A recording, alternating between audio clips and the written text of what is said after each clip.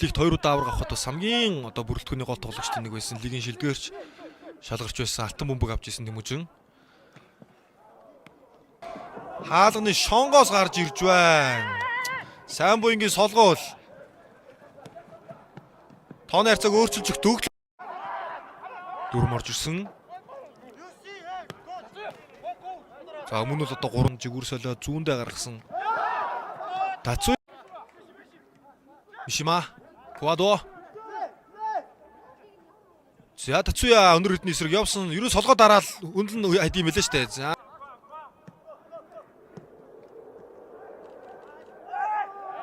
Саади Улаанбаатарын хувьд бол 23 онд соглоо. За хаалтнаас гараад ирсэн дахиад Тацуя. За Туратын эсрэг тоглоно. Нэг хамгаалагчийн эсрэг зөрөгтэй тоглож байх.